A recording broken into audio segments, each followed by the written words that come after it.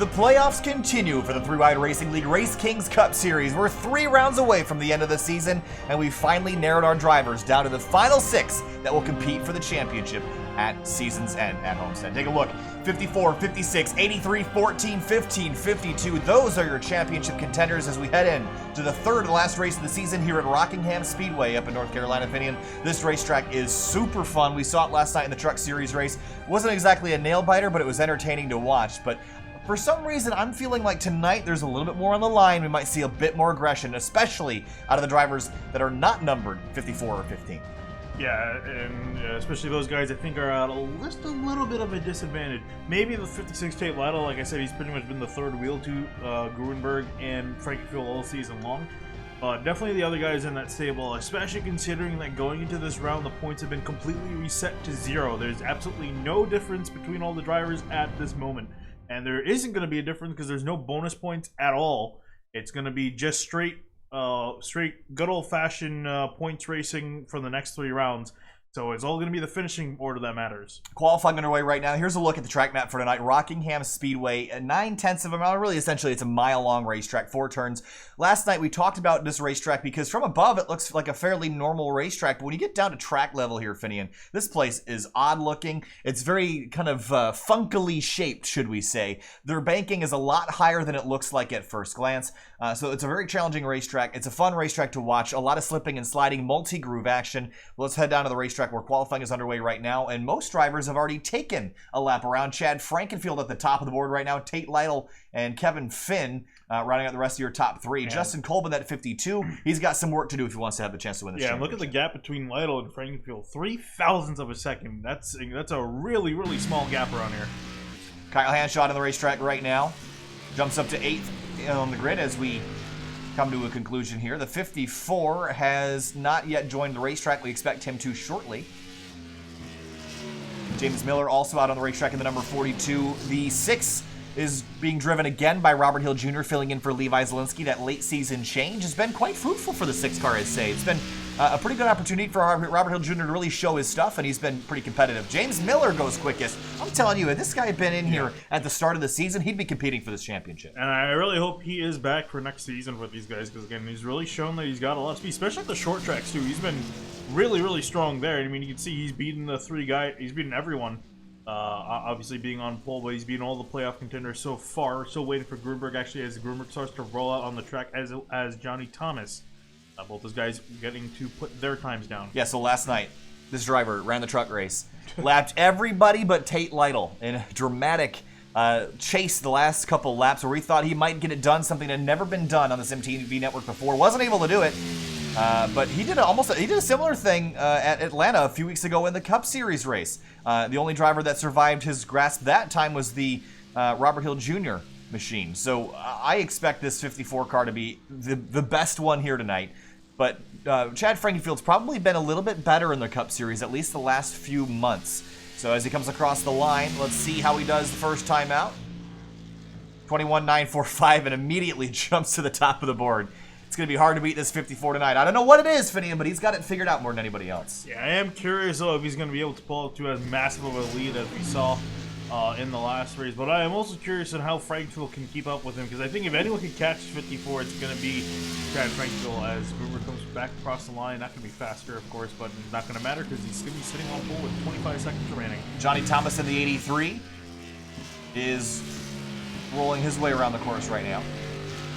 And again, he's got the blue playoff banner, the blue playoff splitter, and the blue playoff spoiler. Got all the kit configured for the playoffs. And again, the reigning Truck Series champion, but when it comes down to the end of the season here, I don't know if this is really the car to beat, but I don't think he was the truck to beat going into Homestead last year in the Truck Series, and they ended up winning that championship. So maybe a dark horse we got to keep an eye on. Yeah, unfortunately, not going to be starting well tonight. He's going to be starting back in 16th, so he's going to have a ways to go up to the front. Fortunately for him, he's got quite a few laps. He's got 200 laps here tonight. Last night went green all 150 that were for the Truck Series. I kind of expect to be the same, especially as we're looking very similar conditions to last night. Yeah, fairly cool on the track, partly cloudy this time. A little bit warmer, but it's not really going to change a whole lot in terms of the track surface. I still expect it to be slippery and slidey, but not quite as much as it was at Atlanta a few weeks ago. But this racetrack, the way it's designed, you lean on the right rear tire of the car as you move through the corner. You watch these cars roll over on their suspension and slip and slide up the racetrack. So it makes the bottom probably the quickest place to be, but it's difficult to make passes down there, and you really have to send it into the corner and drive in hard to be able to complete the pass. Let's take a look at our starting lineup for tonight. On the front row, Matt Gruenberg, one of the points contenders in the playoffs. James Miller on the outside of the front row in his number 42. He's from Canada. We'll see if he can take the fight to one of the best drivers of the season. Yeah, moving back to row number 2, you got 2 playoff drivers. Chad Frankfield, the man chasing Gruenberg in front of him. In third, outside of him. In fourth will be Tate Lytle in the 56. Looks like Chuck Sweeting will start P5, was in control of the race last night till he had to leave. Kevin Finn, the 14, will start on the outside of row number 3. Back in 7th place, you have Josh Adams on the inside in the 95. Unfortunately, was eliminated outside of him. In the 6th is Robert Hill Jr. Justin Kolb, another playoff contender with the blue number 52. He's from California. He starts 9th alongside Sam Close in that number 5. Back at 11th, Kyle Hanshaw on the 46 from Ohio will be starting on the inside. Outside him, Jordan McKeeboy in the 21 will be starting in 12th. 13th, Dave Hunt, also from California. Frank Sims, 4th in the number 75. A home track for him. He's from the Carolinas. Rockingham here tonight. Back in 15th, Richard Lafferty will be starting in the 8 car in 15th. And 16th, Johnny Thomas is going to have a long ways to go to the front of the field.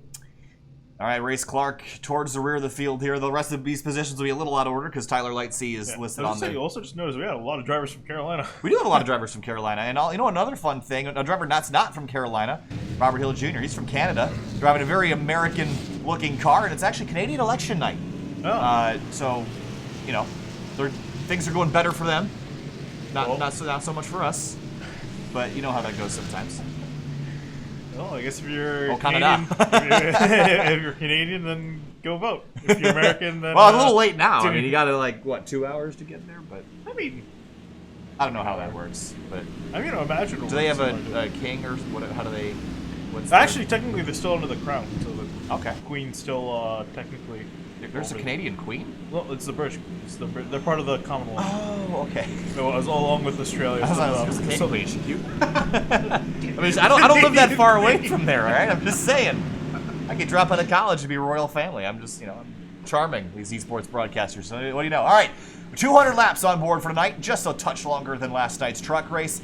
Matt Gruenberg in the 54 on pole as we roll to the green flag. Green flag flies, racing at Rockingham. Down into turn 1 they go. Gruenberg with a big lead already. And you see the 42 of James Miller, his teammate, trying to chase him back down. On the back straightaway, Chuck Sweeting was extremely good last night in the trucks. Couldn't finish out the race, but we know he's going to be a threat tonight if he can get towards the front. James Miller on the outside of Chad Frankenfield. That fight for second happening already 7/10 behind the leader. Yeah, Frankenfield trying to get clear of that 42 so he can start getting to the 54. Obviously, the teammate of Matt Gruenberg, that 42, James Miller, trying to defend and let Gruenberg try to run away as fast as possible. Look behind him, almost 3 wide down into turn 3. The drivers on the left-hand side of the screen with a blue number are the playoff contenders. And there's 56 alongside the 95, who was eliminated out of contention at the last round due to internet issues, unfortunately. Chad Frankenfield on the bottom of the racetrack trying to complete this pass on the 42. Not quite. He's almost clear. Should be able to get him on entry here. And there you see him send it to the corner. There you see finally 15 clear of the 42 of Miller. Now, can he chase down Gruenberg? He doesn't have much of a choice. I think he's going to need every single point he can get up on that 54. So I expect we'll see the field kind of single file out here a little bit until everyone kind of figures out this racetrack with this car. Gruenberg 1.5 seconds out front for second. Frankenfield, Miller, then Sweeting, Finn, and Justin Kolb side by side with the 6 of Robert Hill Jr. on the outside. Whoa. They're going to get together. A little bit of door rubbing, paint trading on lap 4. Yeah, pretty early for that. Kolb trying to get up through the order as quickly as possible, trying to chase down Lytle and company. Dealing with the 6 of Robert Hill Jr. He's also got this 5 of Sam Close right behind him. The 6 didn't get a great exit off turn 2, and Cole will drive down the back straightaway. Can he launch into turn 3 deep enough to take the spot away? Almost clear now he is, and here comes the 5 of Close to the inside. Close taking advantage of that. The inside he goes. And now behind him, the 6 car dropping back here early. Maybe just trying to figure out how this race car is handling, but it looks like he's struggling just a little bit. Behind him, Dave Hunt and Richard Lafferty fighting for 12th. Lafferty was in the playoffs as of last week, no longer in them this week.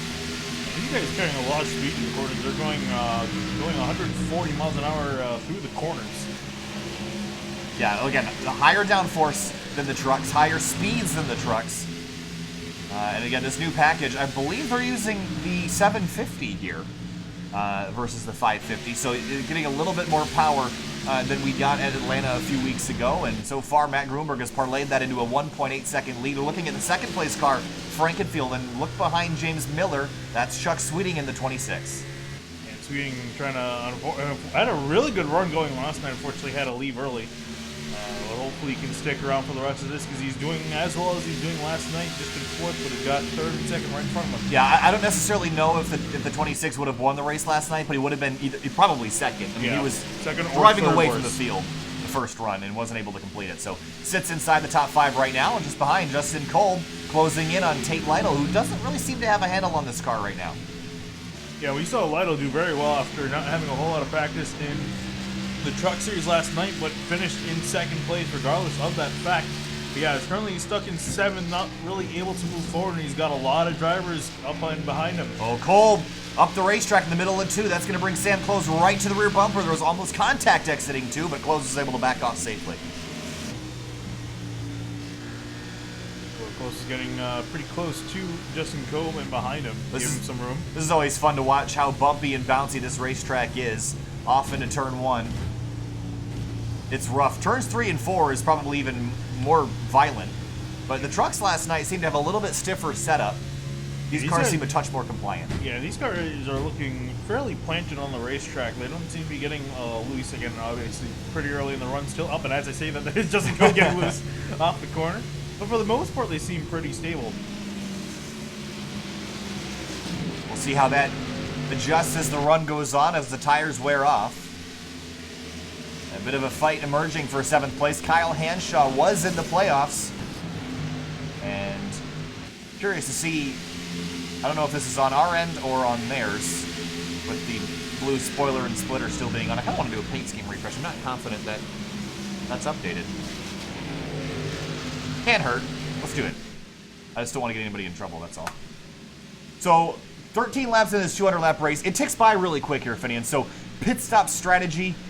I mean, 4 tires and fuel every time. We're already seeing about a second of drop-off off our initial time. So, your thought tonight in terms of pit strategy, can you pull a 2-tire stop if we get a caution late in the race? Honestly, it's going to be kind of hard to tell. I think it really depends on how many laps are left in the running, and I guess if you got some other people on the same strategy as you. I think the 4 tires will make a bit of a difference if there's enough laps remaining, but again, it's going to get kind of one of the things that's really situational based through the field. Yeah, I'm not sure if these drivers were actually removed their splitter and spoiler, which I believe carries some sort of fine or penalty. Yeah, they don't mess around with it. They want to make sure that you got the right stuff on it. That being said, I'm not going to say that our paint schemes have been totally reliable this year, so I don't want to say that they didn't do it, but already a 3-second lead for Grunberg, and he's still lapping 1/10 of a second faster than anybody. I mean, this is starting to look, I know it's still early, but it's starting to look a lot like last night. It really is, and even Fragville's not having a whole lot of, not being able to stick with him. Actually, he's got James Miller and Chuck Sweeting coming up behind him. You see these guys forming a little pack, and even Kevin Finn there, the 14, he's also close to Chad Frankenfield. Sweeting is all over that number 42 Mustang. And actually, even Josh Adams, you see all these guys forming up right in behind Frankenfield. This is not good for the 15. Well, we haven't really seen anybody use the high side yet to complete a pass, so I think the preferred line's still the bottom, and right now I think we're bottom feeding, hunting for that bottom lane, and it's going to change how these drivers approach passes, because the rubber is not up anywhere else on the racetrack to really gain any ground. So we might see some bumpers here early, and towards the end of the season, I think drivers might be a little bit more okay using them, knowing that they don't really have a whole lot to lose. Oh, and Chuck Sweeting get up and behind the 42, almost got into him, back off, and the 42 in the wall. Yeah, he got real tight off of turn 4. That's going to let Sweeting on through, and going to bring the 95 alongside the 14 up the racetrack. Goes the 26 and shoves his way past James Miller. Yeah, you can bet that a lot of the guys who are not in playoff contention, they're going to be racing other guys that are not in playoff contention. pretty hard because, again, they don't really have much to lose at this point in the season. And just going for wins, they're going to definitely give the playoff drivers some more respect. But if you're not competing for the championship, I mean, again, what do you have?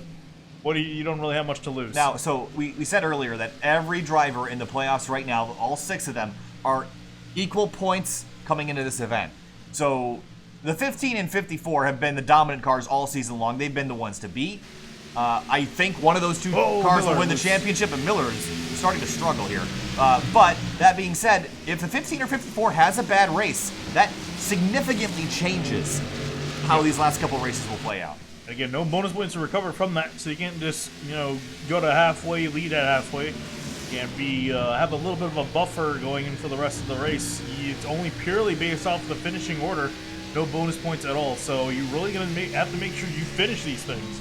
Chuck Sweeting was the fastest car on the racetrack the previous lap. Now he's tucked alongside the 15 of Frankenfield going for 2nd place. We'll see if he can start to eat in on the leader. Gruenberg's got a 4.7 second lead. Sweeting is going to go by on the inside lane and take 2nd away. It's a bit early for it, but he's definitely on track for lapping the field if he's trying to do that today. I'm just saying.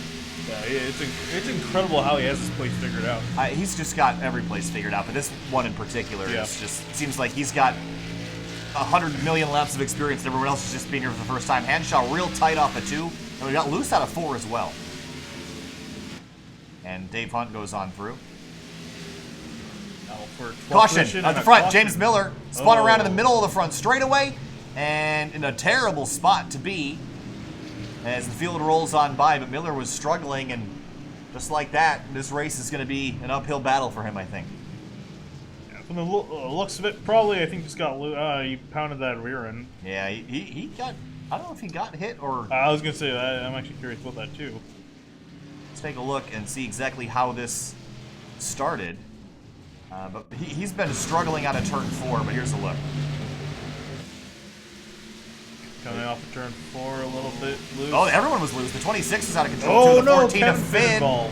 And I think the 14 actually did spin out. Yeah. And there's some pretty heavy nose damage to that 14 car. Yeah, not what he needed, especially after having a solid night. Was running third of all the playoff contenders. Yeah, so you see him right here fighting the wheel. Loose corrects into the fence and kind of tank slaps it. He manages to not make it any worse than that, but unfortunately for 14, he was kind of caught up in somebody else's mess here. Here's a look from on board the 95. Watch the 26 car. He gets loose up here as well. He's going to snap sideways, and then the 42 snaps sideways, corrects, hits the concrete, tank slaps. Wow. Josh Evans did a good job getting off the throttle. And Tate Lytle, wow! And if the 56 wins this championship, you can look back to this moment right here. And swerves to the right and misses it. Solid record points there. You can see, too, that Lytle's been in the wall a little bit. Yeah, actually, a little bit, a lot bit. That car's got a pretty heavy right side damage to it. 26 laps complete. Matt Gruenberg, of course, in control of the field. Chuck Sweeting rolls off 3rd. Tate Lytle will steal 4th from Sam Close. So, one car with trouble already. That's James Miller in the 42. Oh, and I think he's gone a lap down. Yeah, so he's going to either have to pit or stay out. Well, it's the first of probably many tonight. But Kevin Finn repairing that car. That thing looks pretty good, all things considered. And shouldn't be too much of an issue. The 83 car, Johnny Thomas, struggling so far. He's got right side damage as well. And again, he walks in as one of the championship 6. Yeah, but currently the lowest running of them. Yeah, it hasn't really been a spectacular night. He started in 16th, which already wasn't very good. But right now he's going to be running 17th after this pit stop. So I don't know if he's just hanging out and waiting to see how things play out. But he's got to pick up the pace if he wants to gain any points here tonight.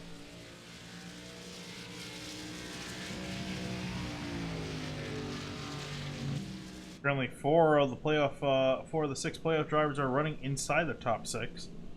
So most of them leading the field, and that was big for Lytle too. That moved him up a few spots in the order. We'll see if he can stay with these guys. Actually, didn't he start in row number 2? Who, Lytle? Yeah, Lytle. He actually started 4th, so this is actually he dropped back to about 7th or 8th, I believe, and now he's going to restart back in 4th. I'm not confident that he's figured this place out quite yet in this car. But last night, remember, he said he didn't have a lot of practice in the truck. He ran second, so it might take him a little while to figure it out. But once he does, I think he'll be pretty quick.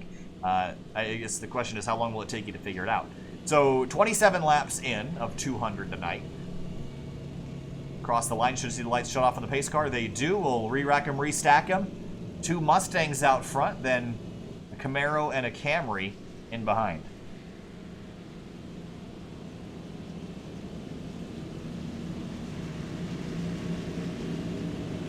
So this season started back in March. It's been a year-long contest. First time 3WideRacing League's Cup Series has run on SimTV after being on 3Wide TV most of last season. That the guys from 3Wide TV wanted to race, and they have been able to this season as we took over the series. But it's been fairly entertaining this year, I'd say, and a great diversity of racetracks and great diversity of talent. We've watched drivers kind of ebb and flow throughout the season, but the 2 constants have been these 2 front runners right here.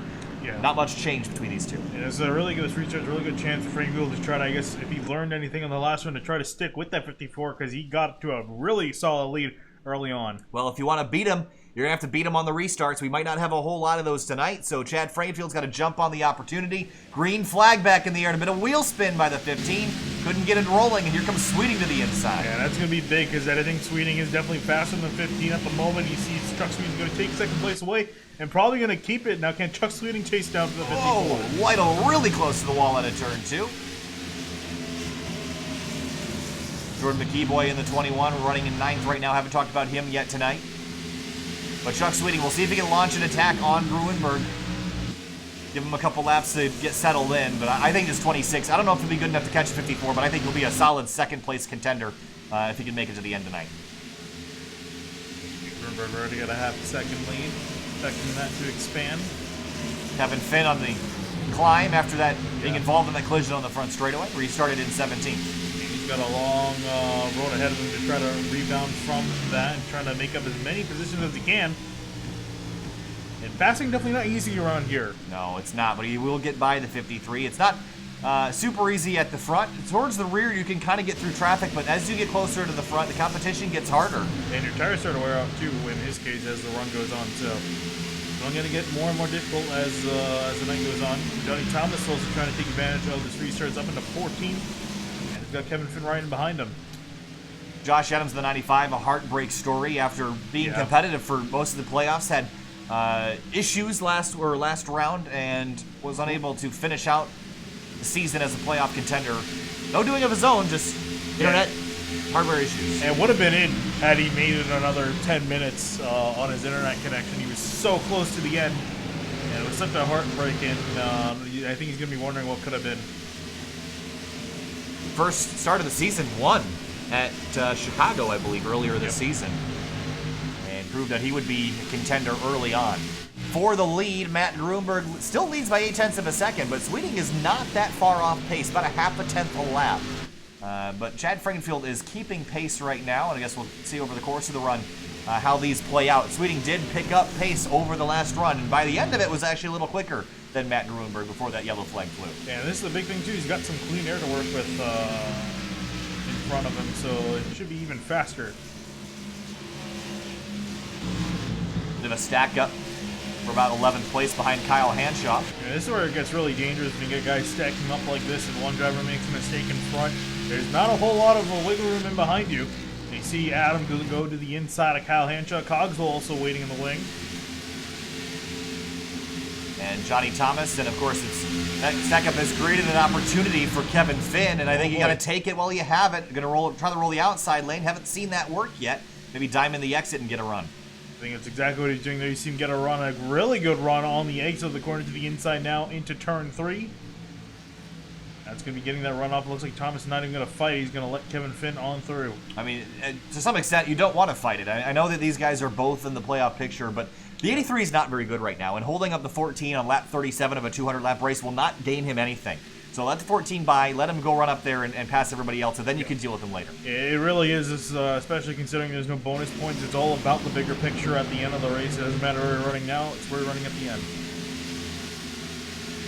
Cogswell dropping a couple spots, a bit of a trouble spot through 3 and 4 for him the last time by Sweeting, and Frankenfield still Only 2/10 separate them. I'm not convinced the 26 is quite yet up to his full potential, but last time by, all three of the top runners were only separated by about 0.05 of a second in pace.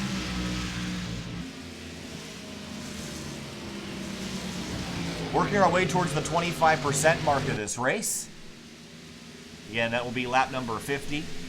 So again, no bonus points. It's just straight up out finishing each other for the next 3 rounds.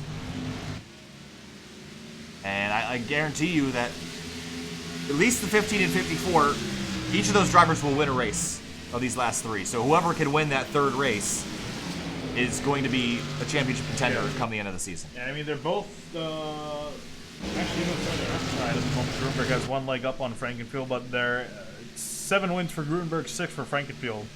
So they're both fairly neck and neck. You see Dave Hungar on the outside of Camp Henshaw's really struggling right now, backing out of this.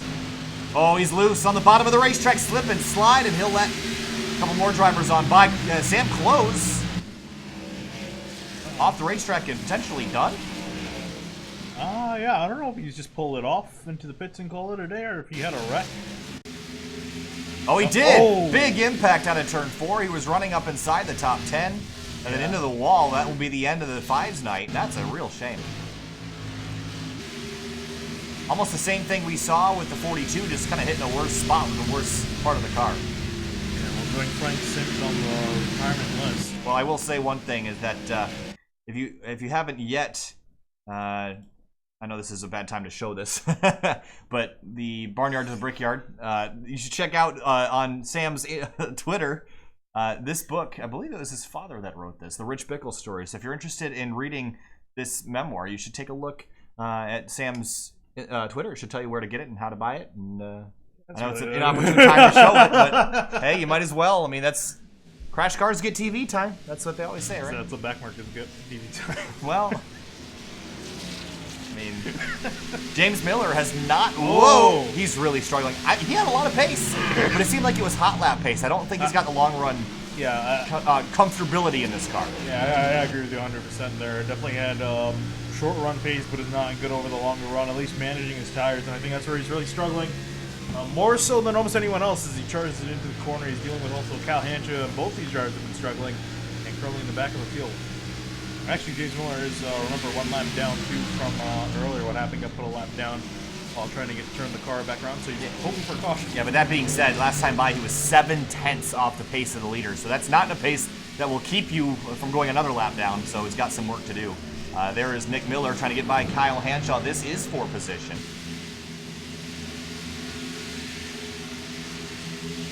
.7 seconds is the lead between Matt Gruenberg and Chuck Sweeting. And Sweeting has been keeping him honest. Actually, last time by, I know it was only by 0.04 of a second, but the 26 was a touch faster. So Sweeting not letting him get too terribly far away, and even last time through, it was only 0.02 of a second slower. So Sweeting keeping very good pace with the 54. I think really if you can try to outsmart 54 on strategy, he might have something for him. Yeah, outsmart him on strategy or beat him on a restart. I mean, that's the options tonight. I think he's got a good opportunity to do that. Hanshaw's still under attack from the 9. Nick Miller currently the last car on the lead lap. Big dive. Hanshaw going to just get out of the way. I think he's dealing too much with his own car to worry about other drivers. Oh no, the 9! Miller. Right in front of him, and big impact to the inside wall on the front straightaway. And no caution, we remain green. Yeah, I don't think we'll see one, and that we will not. And that was from the highest to highs to the lowest to lowest real fast, making a pass and then crashing out 5 seconds later. Yeah, I think this car got way too tight, went up the hill. Wow, look at the 42, and that 9 almost impacted that pit road attenuator. That would have been a nasty impact. Just guessed that he'd have grip, and he didn't. So Nick Miller also out. It's Frank Sims retired. Couple laps into the race. Robert Hill Jr. in the 6th. Oh, he's slow. Oh, yeah, he's trouble. I think hit the wall or something. Big trouble for the 6. Getting back up to speed now, but what happened to Robert Hill Jr. off in turn 3? Maybe some help from the 95. Yeah. Oh, yeah. He saved it. Wow. What a drive there. Right on board. Watch his hands. Never panicked. Jumped on the brakes and saved it, but I think there'll probably be a little bit less friendship between these two drivers going on for the rest of the night. Yeah, I think so. I think it was a disagreement as to who was going to go where in the corner. 95 shot for the bottom, the 6 car shot for the middle. Wasn't enough difference between the two. He's recollected himself back in 11th place, so he will continue as he is. McKeevoy and Finn fighting for 8th. Great recovery for Kevin Finn, making a pass on McKeevoy, moving himself back up into 8th place. So one key difference between last night and tonight is that the high side has really not come in yet. It seems like the bottom is really the only place to make a pass. I don't know if we necessarily saw people making passes on the high side last night either, but they were certainly a lot quicker up there than they are. They're using at least the middle lane, so they're using the higher lane, I guess you could say. But here it's definitely looking like it's a low lane dominant throughout, which is fairly different from what we see a lot with this newer package. With the more downforce these guys have had, it's more been rolling the momentum on the outside lane, but here it's pretty much about the inside lane. Making passes at least. Quarter of the way through the race, let's take a look. 28 laps since our last pit stop, Finney, and when do you think is the right time to come? And for Chuck Sweeting, what's the best strategy to beat this 54? Well, I'm trying to think. I'm not entirely sure what the fuel mileage is for these guys, but I mean, really, I think anything you're going to want to come down for tires more so than the fuel. Track temp has gone up, as you see in there, 98 degrees on the track. So my thought, and this is a little bit wild here, but I don't think that an overcut will benefit the 26. I think the 54 is just flat out faster.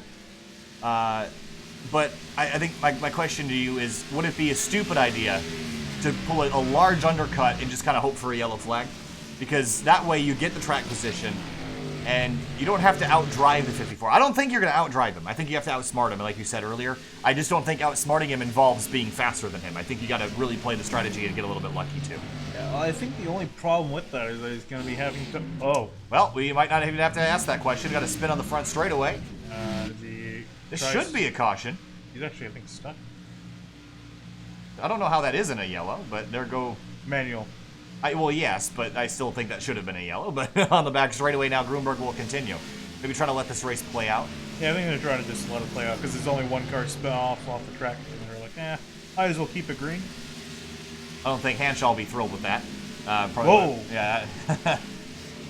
Struggling to get back up to speed. He's now one lap down, and now this is a battle for position as Miller comes on through. So Hanshaw might just hit pit lane right now. He'll stay out. Thought he might come and just try to get off sequence. But yeah, what I was going to say right before that actually happened, that would have proved me wrong, as per usual, which is how things turn out. I was going to say, I think it'd be kind of hard for Chuck Sweeney to try to bank on a caution coming out, especially again, even though last night was the Truck Series, which is a different car. Tonight's looking the same. It's looking fairly green for the most part, other than a random caution perhaps coming out. And especially once these guys get spread out, I think the opportunity for that will be less and less. So it's going to be kind of hard to bank on it, but I mean, honestly, for trying something, I think it couldn't hurt. I do think that these cars are a bit more difficult to drive than the trucks last night. The trucks were more out of control, but it seems like tonight we're seeing more drivers loose. Yeah, I was just pointing at their last lap. Actually, Sweeney ran faster, and he's been running on pace, or if not faster than Groomer the last few laps. Yeah, he actually has been. You're right. It's only been by about a quarter to a half-tenth of a second a lap, but he has been slowly chipping away, and that time through, a tenth quicker. Yeah, so maybe this isn't outsmart the 54. Maybe this is a car you can outdrive tonight. But and again, it really depends on the driver. It really depends on how much Chuck Sweeting's pushing. But it's starting to look like the 26 has some better long-run pace than the 54 Grunberg. Bit of a bobble out of turn 4. Across the line, 23.842 for the leader. 23.896, so a trade back in the other direction, but it's still generally trending towards the 26, closing that lead up. 62 laps complete of 200 here tonight. About 54 minutes of racing remaining if we stay green to the end. The field getting spread out and now just settling in for the long haul tonight. No lead changes up front. It's all been Matt Grunberg. Story of the season, story of last night. This man right here might be able to deny him if we go green for the rest of the race. He's looking like one of the only drivers that could overthrow that 54 of Grunberg, but definitely think this is going to be a one that comes down to strategy because you guys are looking really, really equal on pace. Tate Lytle's actually closed in on Chad Frankenfield the last couple laps. I'm curious to see if the 56 can get on by. Yeah, and it looks like Chad Lytle's figured out something over that last run, and he's gotten used to these things already. And there's a chance of getting third place here. And even Frankenfield, for the most part, has been sticking in behind the 26-0 Sweeting. Bumpy racetrack, trying to get the power down to commit. Back on the throttle. Quickest car that time through was Gruenberg. Race Clark, Robert Hill Jr. for 12th place. They are trading spots, and again, Robert Hill Jr. trying to recover from that half spin that he had earlier. Yeah, I'm sure he's not going to be too happy, especially considering the guy who spun is currently running in 6th place while he's stuck back in 13th. Richard Hines was one of the playoff contenders, eliminated last round in that Eisen Designs #2 Mustang. Tonight started in 20th, currently running 14th, so a quiet and steady climb forward, although has a lot of work left to do tonight. Bright yellow roll cage inside. Interesting choice. Sunny. It's just a nice, it's just bright and airy and cheery inside. Yeah, definitely different, speaking of sunny too, a lot more sun in this race than in last night. Last night very cloudy. You mentioned the track conditions a couple minutes ago. Well, it has risen, and it is hotter than we saw last night, so that could lead to some of the handling issues we've seen so far, at least in terms of the 46 and some other cars that were struggling with some handling. Yeah, I'm sure they're wishing that some more clouds, especially Gainesville, I'm sure they're wishing there are more clouds over the track. Again, partly cloudy skies, so it's going to kind of ebb and flow as the night goes on. Lytle and Frankenfield nose to tail, and Lytle's actually been able to complete that pass, so move the 56 up to 3rd.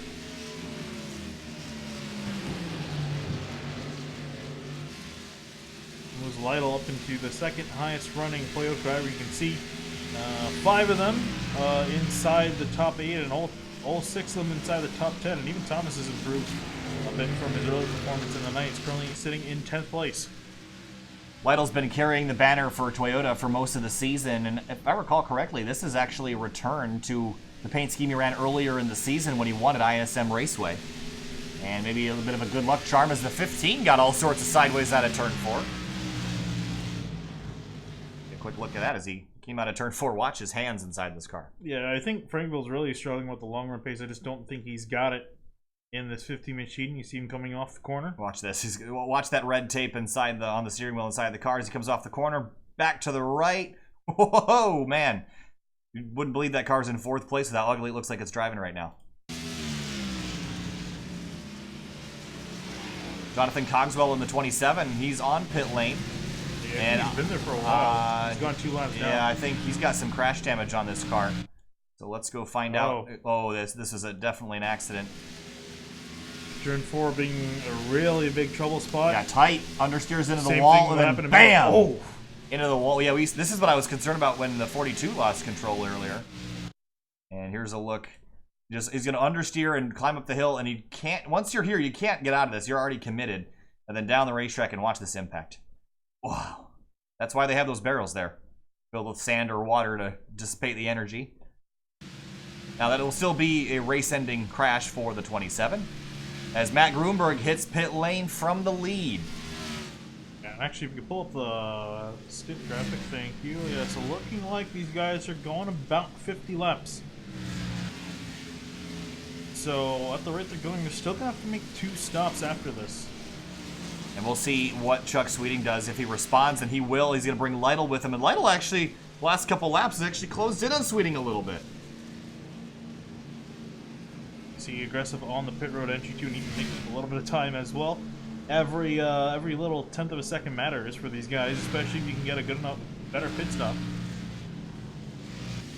I'm actually approaching the bumper of the 26 as they go further down pit road. Yeah, that 56 gained a lot of time in the pit lane, and I think this is really key for him to get by the 26 car. There's 14 and Kevin Finn. Already up to 11th lap down, and Frankenfield could not get in his box. And this is going to hurt big time when it comes to the pit road times. That's unfortunate because actually that was technically legal the way he was in, according to NASCAR rules at least. But. And Sweeting off pit lane alongside Tate Lytle. Drag race on the back straightaway, and I think they're going to leave each other plenty of room. Yeah, I think. And they'll blend right up onto the racetrack. Yeah, Lytle's going to give it to him, but almost was able to pass the 26. There you see And even if we actually could look too at Lytle's pit road, pit lane delta. 0.6 of a second faster, dead equal pit stop. So made up a lot of ground on pit lane. That's going to be important tonight. Robert Hill Jr. hits pit lane. Grunberg extended his lead, but I think Chuck Sweeting and Tate Lytle bank out an extra lap, helping them towards the end of this next run. And again, it's not a huge difference, but it definitely can make up a lot over the course of this run. It's hard to see. And we saw that Chuck Sweeting definitely is, I think, a little bit better than Grunberg on average towards the later part of the run.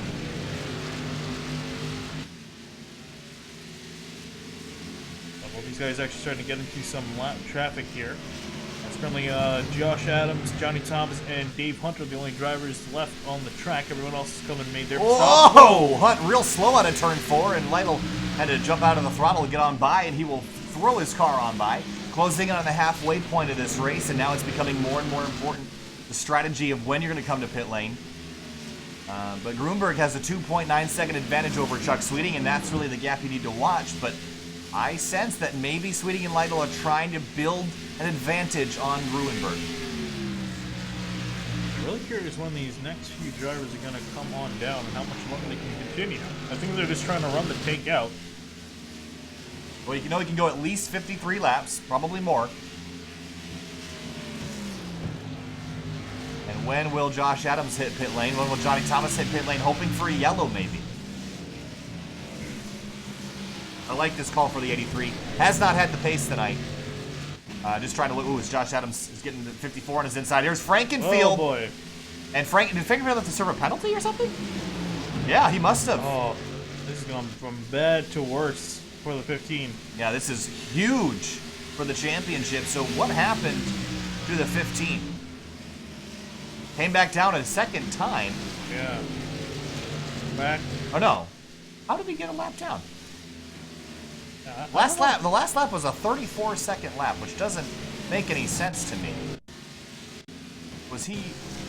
Oh, he spun out on the front straightaway, chasing the 42, came up on him, couldn't figure out how to get by, and then the 14 gets into the 15, sends him away down the racetrack, locks it up, and continues, but lost a ton of time, and now he's sitting right in front of the eventual leader.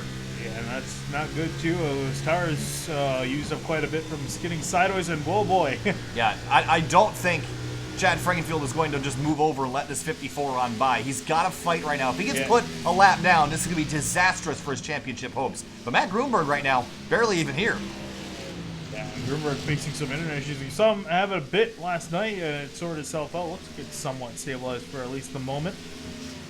But Dave Hunt and Josh Adams, they're still out there. And honestly, I'm curious if they're going to try to... Adams just came. 57 laps for Dave Hunt. Still got to make 2 stops to finish off the race regardless. Actually, 1 lap, or 2 stops, including the one that they're about to do. Yeah. So it's really a 1-stopper from here. Shouldn't be a 1-stopper from here.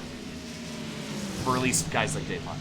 So we'll see how this plays out, but Frankenfield's got to run away. Now, this is going to slow the 54 up. And my question is that helping Chuck Sweeting? And it certainly has. Sweeting's gained almost a second on Grunberg since this 15 car got in front of him. So this is going to change the outcome of this race. I'm actually surprised that Grunberg hasn't been able to get by the 15.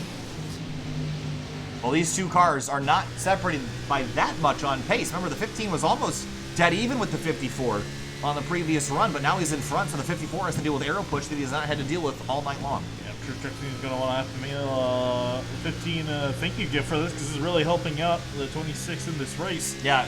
Sweeting has been significantly faster, 1.7 seconds back and closing fast. And I honestly think this is also obviously with Frankenfield obviously trying not to go a lap down. This is also helping him too, because if Frankenfield isn't going to win, that's less points to the 54. So a lot of strategy here.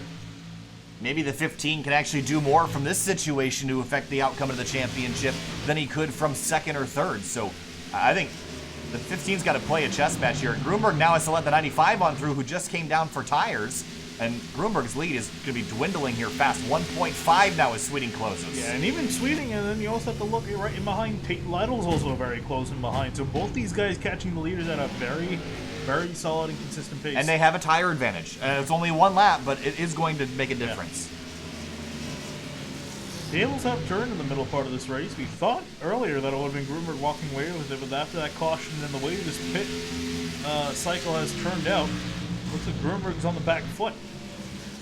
Well, he's certainly getting run down. I don't know if he's on the back foot just yet. He still has a sizable lead, but in front of them, a little bit of drama is the 15, 95, and 6. This is for position, for 9th, right in front of the leader. All these drivers racing contention with each other, different tires. Obviously, the 95 with fresher tires. Wow, that got a little tight on the front straight, off into turn 1, door to door. It's still tight in the corner on entry, at least. You see Josh Adams go to the inside of Robert Hill. I don't think Hill can have much of a say in that. Hill was one of the first drivers to come down, so the 15 and 95 will blow right by him. And Grunberg now going to have to deal with the 6. He's right in behind 3 drivers and not just necessarily blowing on bodies. This is going to take a little while. His lead is expanded back out to 1.7, but that time taken back down to 1.5, and the 26 car in the mirror growing larger little by little.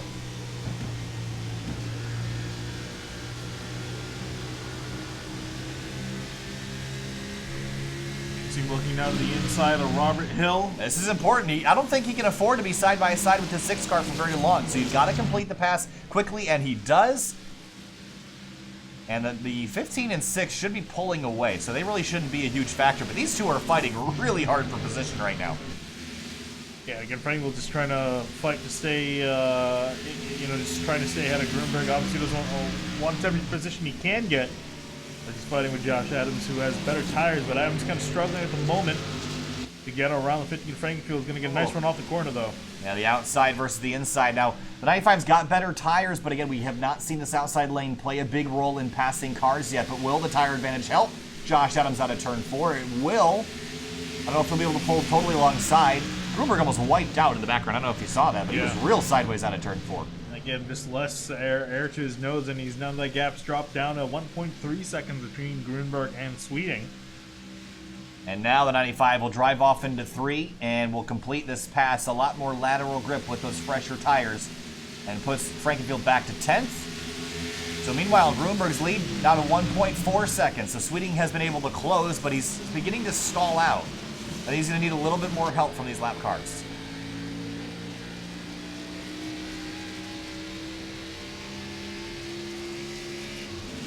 Around halfway, let's do a SimTV sound surge. Here we go.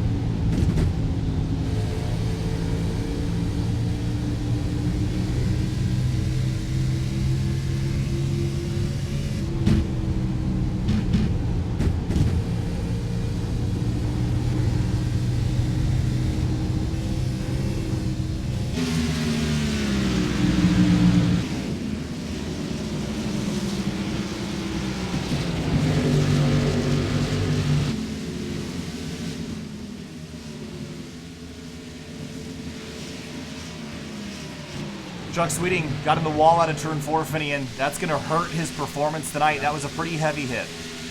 Gap already starting to expand you around where it was before this pit stop sequence happened. We see out of turn 4 just gets a little bit tight. When he hits the wall, that's pretty significant damage to the right front of that car here. And Tate Lytle's reeled the 26 back in at a very high rate of speed, and there he goes to the inside having a look. Yeah, early on, the 56 was not really the car to beat, but now, again, last night, didn't have a lot of practice, drove up and finished second. Maybe the 56 car is the one that can take the fight to Matt Grunberg. I think he's going to have to now that the 26 has got damaged. I think Sweeting's realizing that and saying, go on, go forth, and best of luck to you, because Sweeting can't do much now until a caution maybe to try to fix that car. Josh Adams is flying right now. Got some of the freshest tires of the whole field. He's 21 seconds back from the leader, but making his way through traffic like they're stopped. He's just trying to stay ahead of Grunberg, hope for a caution perhaps to get him back in order, but it's running fairly decent. Currently in 8th. Lytle's been faster the last couple laps than Grunberg. His gap still sits at 2.1. Lap number 100 of 200. Grunberg comes on through halfway through this race. The 200-mile event, 100 has been completed, and Matt Grunberg has led 88 of the first 100 laps. For position, Johnny Thomas, Robert Hill Jr. Both these drivers would have expected to have a better day, but especially the 83. I'm really surprised by this. Yeah, it was looking a little bit better at one point, but yeah, as dropped back outside the top 10 is now under danger of falling back to 12th as Robert Hill's putting some pressure right behind him.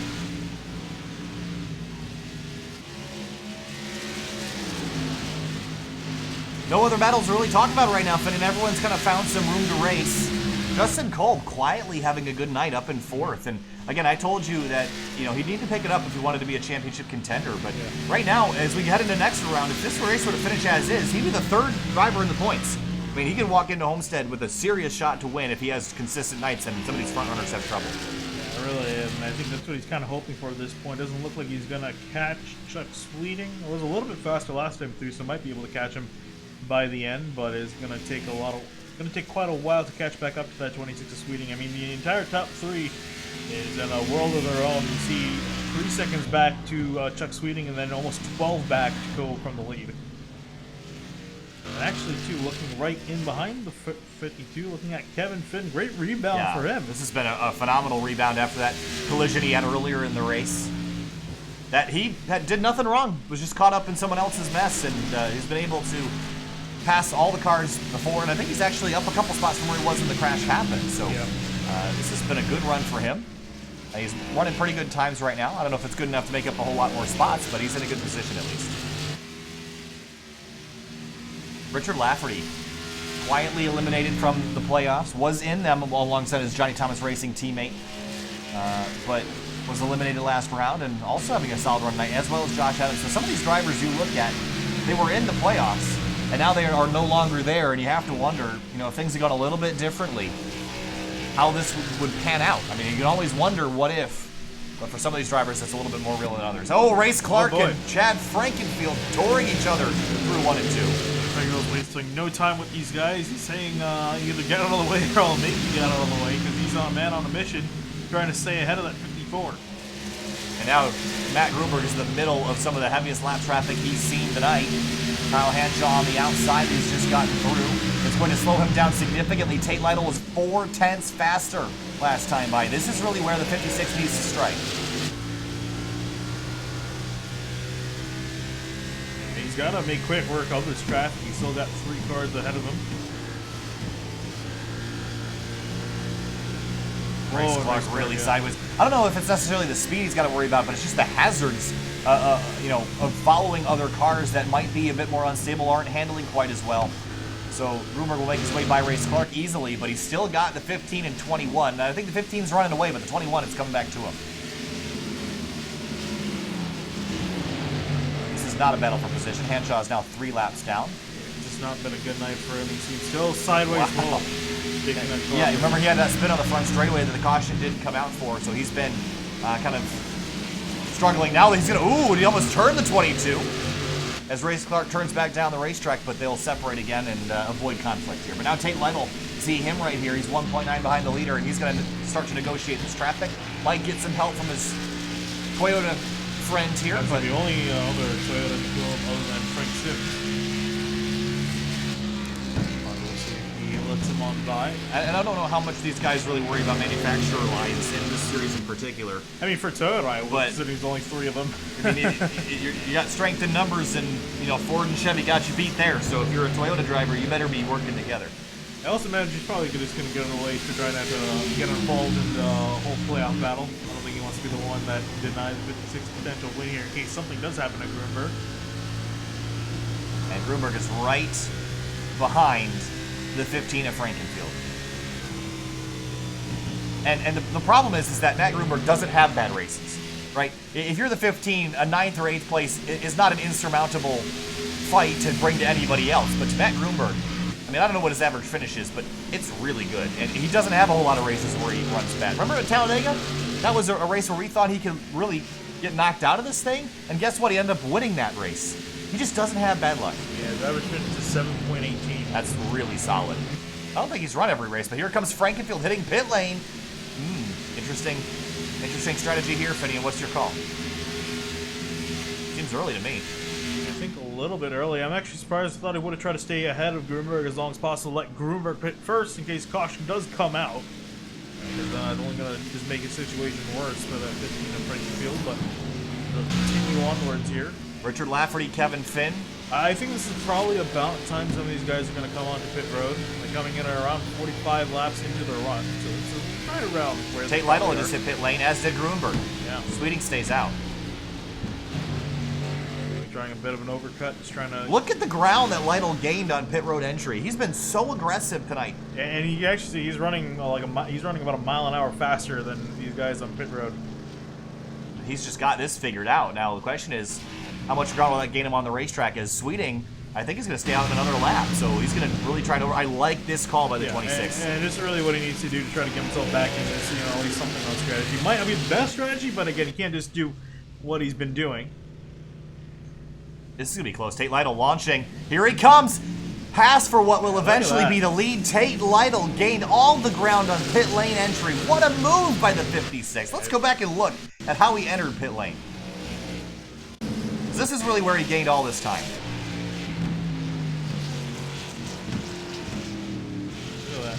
And Grunberg maybe a bit too conservative, really. Yeah, Lytle didn't even just slam on the brakes. He came in pretty hot, but didn't lock up or anything. But fantastic job at 56.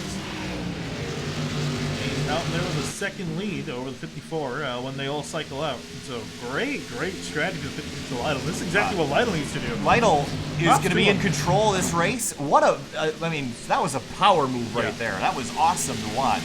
And now he's got control of this race. Now you got to hold that 54 behind you. And the 15 to Chad Frankenfield is on his own strategy up the road. I wonder how this will pan out for him.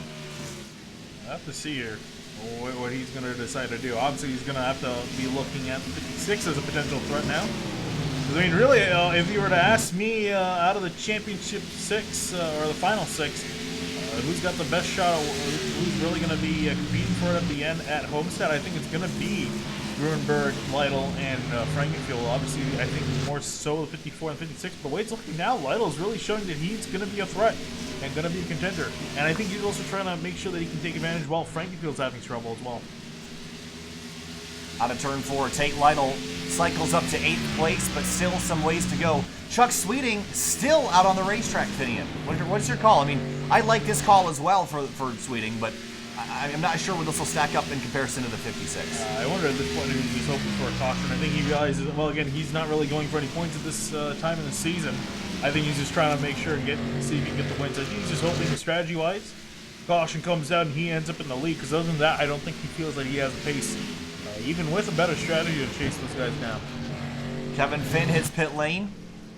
A night that could have gone so far south, he's managed to pull back up above the equator, and he's actually running quite well right now. Was 5th before the sequence started coming in pit lane. And he is competing with Kolb for around 4th place between them, so they're fighting for that spot between them in this race. But Lytle getting on past him up into 7th place. Still got Frankfield up ahead. All right, 80 laps to go, a little bit less than that. And Grunberg is behind Tate Lytle. Now, I think that 54 will be able to run him down. The question is, can he pass him? Will he pass him? How difficult will it be for him to pass him? I mean, I think that's really the challenge right now for Grunberg, is to get by the 56. This is the first time since the beginning of the race that 54 has not had the lead for a while, at least. Yeah, at least not under these green flag pit stops. First time he's legitimately lost the lead. Now Frankenfield again still fighting to stay on the lead lap, and this is just that accident he had on the front straightaway has put him immensely on the back foot, and this is a problem. I mean, he's got older tires than the 56 and 54, and he's going to get past here. And he's in a bigger problem too, because as Sweeting is still out on the track, caution comes out now. Frankel's 2 laps down, so he'll be he might be able to stay out, get away from him, and he'd still be a lap down then. So this is not looking good for Frankfield. Needs us to cycle out quickly as possible, and then have to worry about staying out of the 56. I just don't know if this is going to work out. Period. I mean, I'm concerned about how this is. I mean, I see this race going pretty green, so that's not an issue for me. But I just don't think he really hasn't had the pace to run away from these guys, and especially won't have the pace on older tires. So even if this cycles out in his favor, he's still got the leaders right behind him. I mean, this is not what the 15 needed. He gets slowed up mid-corner by the 6 of Robert Hill Jr. Here comes Tate Lytle, trying to put one of the major championship contenders a lap down and try to seal his fate before they head to Homestead here in a couple weeks. You see Frankville fighting for pinching the 56 on down. Lytle's going to have to give up on that attempt, and now they go to the inside. Both of them go to the inside of Johnny Thomas. Thomas getting out of the way. The 83 way up the racetrack, trying to bail out of the way. And the 54 got stuck behind the 6 car for a moment. Germany goes a little bit of ground, but not a whole lot, as Lytle's still stuck behind Frankville. This is going to be a tough pass to make. Now, when you're 3 to 4 car lengths behind, this is when you start to get that aero wash off the lead car. And for Lytle, it's going to be a problem. He's got Grunberg right behind him here, so he can't afford to be nice. I mean, this is a playoff contender. You don't have to treat him different. And there's the 26 of Sweeting. Yeah, both you guys are going to unlap themselves, so Frankville is now a lap down. Lytle is back on the lead lap. Actually, Sweeting's down on pit road. Yeah, very different strategies here. Is that the second? No, that's his stop right here. Very different strategies setting up for the end of this race. The final 70 laps, the final 29 minutes. And Lytle trying to get this 15 a lap down, but he's just a mosquito that won't go away. He can't get by him. Yeah, and this is going to be really annoying for him because obviously he has a pace to get around 15, but again, not the air to necessarily do it. And he's got 54 Grunberg, the most dominant car in this race so far, right in behind him. If this was for the lead, that's one thing. Ooh, Franco got on the wall a little bit. Lytle looking to the outside now. This is going to be an interesting line for the 56 to take. Look at Grunberg closing up battle for the lead with the 15 trying to save his championship hopes out of turn 4. Side by side to the lead, Grunberg and Lytle right behind the driver that just won't go a lap down, Chad Frankenfield. This is the fight for the championship right here. Obviously not directly on the track, at least with the 15, but definitely between the 56 and the 54 Grunberg. And how patient are you if you're Tate Lytle? This is your one opportunity to get a victory and beat that 54 straight up. I would move the 15. I would too. Look, there's nothing wrong with what Chad Frankenfield was doing, but if I'm the 56, I'm getting him out of my way. Yeah, and you see him there. He goes to the inside, going to try to move the 15 up the hill a little bit. He's got alongside. It's the best chance he's got, side by side. Oh, there's Robert Hill Jr. on the inside. The 56 have to launch off into 3, maybe run the 15 up the hill. There he goes. But the run the 15 will get should keep him alongside the 56. Drag race between the lap down car and Tate Lytle. Frankville's really been rocking that outside lane off of turns 3 and 4. Not so much in 1 and 2. And this could go so wrong so quickly. So if you're Matt Grunberg, if you're Tate Lytle, there is a risk associated with running this close. But I think this is a losing battle for Frankenfield right here. The 56, a much better drive to the center of the corner. Almost clear, tries to run the 15 up, but Frankenfield has none of it on the front straight. Yeah, he's not. I think Lytle should be able to get clear here. You see There he Lytle is. much better in 1 and 2. Finally, he gets clear of Frankenfield. Frankenfield gets put a lap down. Yeah, this is going to be disastrous for the 15's championship hopes in the long run. Again, every point matters, and with that spin that he had on the front straightaway, he's going to be at a severe deficit to his championship contenders. Now really all he can hope for is just to make sure that he is the first car a lap down. So if a caution does come out, he can get the free pass. But again, this is kind of hoping on something now that he probably was which is what he's trying to avoid. Well, Richard Lafferty is a couple seconds up the road, and that's the driver who's next to go a lap down. But this is Tate Lytle's race to lose right now. Grunberg in behind. He's gotten by the 15 as well. Slides with the 54. Yeah, Grunberg's definitely been struggling in behind traffic. Is much better when he's in clean air. Oh, he can turn. Frankel's getting turned. Oh, he saves it, but that was almost a disaster again, and he's going to lose more time. What? I think that might have been a little bit of revenge. I think Frankel got into Robert Hill earlier. I wasn't entirely sure, but it was the 95 that got into the 6 car earlier. No. Like when Frankel was getting by the 6. Oh, recently. right. Okay, yeah. Yeah, I don't think we caught it on camera necessarily. There might have been a little bit of contact, but the way the 6 threw it in here, it looks like this was payback. Yeah, that definitely screams payback to me. And for a driver with 6 wins on the season, the way this format works out, those don't matter anymore. You've got to be the best over the next 3 races. It's all consistency. And look, an 8th place is not a bad finish on any other day. But if you want to win this championship, you better be in the top 3 in all 3 of these races if you want to have a remote shot at beating the 54. And now even the 56 is appearing as maybe the driver I'm watching out for, because he can turn a bad day into a good one. And this is really big for Lytle. Obviously, we know Grunberg's going to be consistent no matter where we go, but this is a big chance for Lytle to cheek and get some valuable points over Grunberg, because it's going to be really close. Yeah, but now 54 is closed. With all that lap traffic and all that slowing the 56 had to do, that's brought Grunberg right back into the mix. So who's faster right now? I'd venture to say the 54, but getting there is one thing, passing's a whole other. Well, you've definitely seen that Lytle's definitely one of the best cars on pit road too, so once these guys get down to making their final stop, we know Lytle's going to have a little bit of an advantage. Yeah, that's really where Lytle won this race, was on the pit road entry. I don't think the stop really hurt either. Taking a look at their last pit stops, it was a 1/10 of a second faster. But he gained a second on the pit lane itself. So for Lytle, if he wins this championship, you look at this race and that moment and say that's the one that won him everything. Kyle Hanshaw getting way up out of the groove. And right by, this is Robert Hill Jr. He's on fresher tires than all these guys. And he'll probably try to pass these leaders at some point. I mean, you can't sit behind him forever. And what about Chuck Sweeting? I mean, he's on a totally different strategy. Oh, he's out. Oh, no. I didn't see how this happened. Yeah, I didn't see so either. I kind of want to take a look back at it, see if it was due to maybe damage or just call it a night. Yeah, and again, there's so much going on. I feel bad for not noticing, but... That's practice. Oh, thank you for telling me. But the last lap that he ran was recorded as a 24.006. This is the last lap we have him completing. I think it might have happened after this, or either on this lap. And you see the battle between the 15 and 56 behind him. I think maybe, oh, this is what we saw. This is what, when he came to pit lane, this wasn't actually his stop. Oh, I think it was the next lap. Yeah. So I think he had to go again, pulled off. I mean, it hurts, but you know, there's priorities other than iRacing, Finney. And unfortunately for Sweeting, every time he's got to go, it's when he's having a really solid race. Yeah, especially both these races. He's been doing really well here at Rockingham. Yes, this was about 15 laps ago. Yeah, we saw him coming in for what we thought was his pit stop, but I think it was him having to get off the track. That's unfortunate. For the lead, has not separated a whole lot, but Lytle is really a massive cloud over the track. Yeah, completely in darkness. Let's take a look at our conditions. Wow. Yeah, it's dropped down quite a bit too, down to 80 degrees. Significant temperature swings, closing in on 50 to go. Your pick to win this race. Honestly, I think it's going to be Tate Lytle. I think Grunberg, you see him struggling. He hasn't really been able to do anything. He's been losing some time to Lytle now.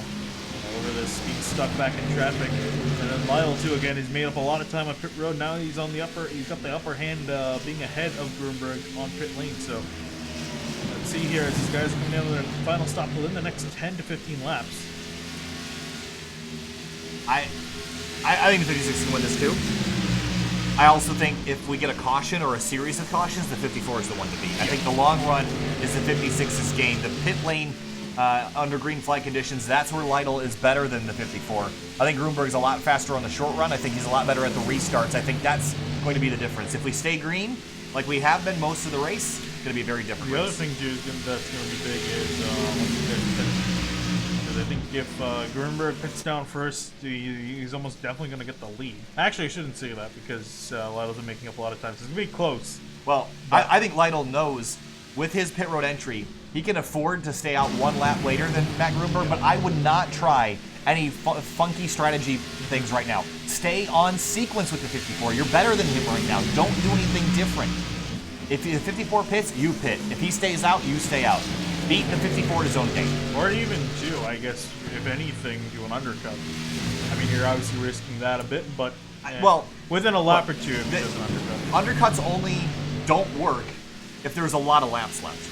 Right? If we get down to 35, 40 laps, that's only about 10 minutes worth of racing. Or, okay, well, 20 minutes worth of racing. That's not a lot of time. So I don't really think a massive overcut will do you a whole lot of good here right now. An overcut will work in the first half of the race. I don't think it'll work so good the second half. So for Lytle, match the 54. But right now, 54 is matching the 56. Goes to tail. Yeah, again, this is the problem that remember, guys, he's able to stay right up with the 56, but again, he just can't do anything with it. And that's the big difference. So if anything, he's just hoping for Lytle to make a mistake. Lytle, other than getting to the wall earlier in the race, has not made a mistake since. So while all this has been going on for the lead, quietly, Justin Kolb is running third. Yeah, and even more quieter than that, I guess, is the best way I could phrase that. Bengal's actually somehow in fifth. I don't know how. Yeah, I guess he's been able to get past a lot of the guys that were being put a lap down, so he is also, too, the first car 8 lap down. So if caution would come out right now, the 15's chances would be saved. I don't think that's likely, though. But again, I think it's going to be so close with these guys at the front of the field, every single point is going to matter. And you look back, if he loses by 2 points, this would have been it. 48 laps to go at the line this time by. It's about 18 minutes of racing left. Lytle, Gruenberg, Kolb, your top 3. Then it's Lafferty inside the top 5. How about that run for the JTR Racing Chevrolet? Really solid run for the 8. Not so good of a run for the 83 tonight. Not sure what's up with Johnny Thomas. That's not had the pace. He's just not been able to figure his plates out. And currently the lowest of the 6 playoff drivers. The only one not inside the top 10. Yeah, this will probably eliminate him from championship contention, barring some really good runs the next 2 weeks and some really bad runs by the drivers that are running well right now. But, you know, still a solid season for the 83. And speaking of which, next week we are going to Richmond, which will be the second to last race of the season. All right, the dominoes are starting to fall here, Finian. We got, 46 laps to go, and Chad Frankenfield hits pit lane. And the final moves in this chess puzzle of a race begin now. Indeed they do, so Frank will make the final stop. I'm actually kind of surprised. Thought he would have stayed out just a little bit longer again, too. He did this last time as well. Here they come, leaders down on pit lane, Lytle and Gruenberg. That's exactly what Lytle wanted, to bring 54 on down, and just to make sure he doesn't overshoot his stall. I'm surprised if 54 didn't try to beat Lytle. Because for Gruenberg, I mean, I think he knows at this point track position's important. So I wouldn't, if I'm Lytle, I do everything Gruenberg does. But if I'm Gruenberg, I don't do what the 56 does. If I was Gruenberg, I would have probably stayed out. Yeah, and I agree. Done an overcut, because he would have probably been able to catch back up to the 56 and would have had a tire advantage. But as we're off of pit road, oh no! No! Is this a penalty? Yes, it is. A speeding penalty for the 54 of Matt Gruenberg. And just like that, the chance to win the race gone in a flash. That is big. He's gonna drop. That's 15 seconds of a penalty. Oh my goodness. Which is it's over half a lap, but that's with everyone running full speed. Man. So here's our onboard with the 54. Maybe he tried to do what the 56 did and did not execute it very well. That's a huge, huge penalty. Right here. Gasses it up. Gets on the brakes. And I think he knew right here. That's where he sped. Second section. Oh man, how the tables have turned. And now that puts the 15 in a better position than Matt Gruenberg, I would think. Maybe not. I don't know how this is all going to work out. I have no idea. Yeah, I have no idea too. Just over 40 laps to go, and the driver that is in control of this thing is Tate Lytle. I was going to say, don't do that. My heart can't take any more of this. This would be a monumental victory for Tate Lytle. He's worked by the 46 TRD sponsored car of Kyle Hanshaw. Multi-time winner this year, if I recall correctly. ISM Raceway was the first of them. I don't remember what the second one of them was. Charlotte, maybe? What was the other race? Darlington, that's right. Throwback night. Is that it? Just those two? I think that was it. So if this could be his third win of the season, I mean, this would be a monumental, extremely important victory. And this would make, especially with the struggles that the 15 and 54 have just had, this is not only going to, like, he's not going to have the points lead. He'll have a decent margin where he can, I mean, he's still going to need to run well. but it's going to be a 5, 6, 7 point margin at least. And this too, you can actually take a little bit of a breather. Obviously, still needs to keep going a bit, but obviously doesn't have an immediate pressure. He's got a 15-second gap between him and Gruenberg.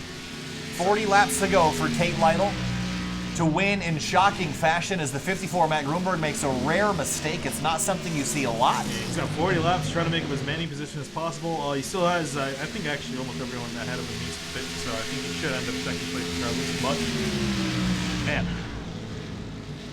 101 laps led. And on the final pit stop, you speed on pit road. And I think it's corrected. Yes, it was the old Phoenix. It was not ISM Raceway. It was Phoenix, but same thing. I'm trying to be good and use the sponsors in the racetrack name, okay? Well, I wish they would. There's Josh Adams. He's fourth right now. But Matt Gruenberg cycled back up to third, so maybe this wasn't as big of a deal as we thought. Well, it's big because he's got no shot at getting past Lytle. Right, but I don't think this will be a huge points margin. He's definitely gonna. I think he's gonna cycle back up to second because everyone else is quite a few seconds in behind. Right. Sorry, I thought we were gonna have a little bit more drama. No. I was more shocked again from him making a mistake, and again, this is solidifying that unless Lytle makes a completely massive mistake, which now I'm saying he probably is. I really hope he doesn't.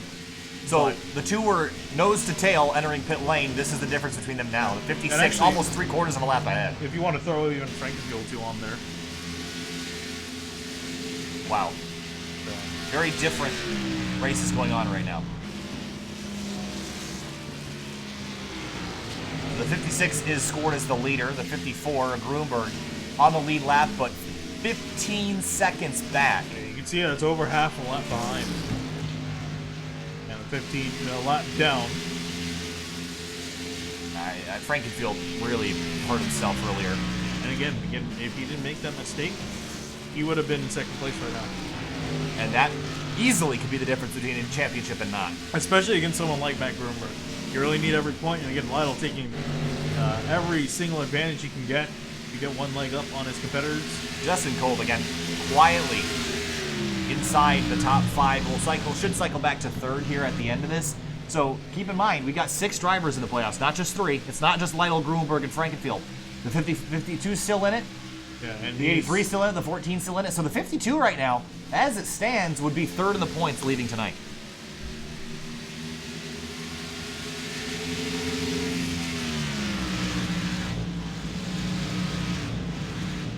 Closing in on 30 laps to go.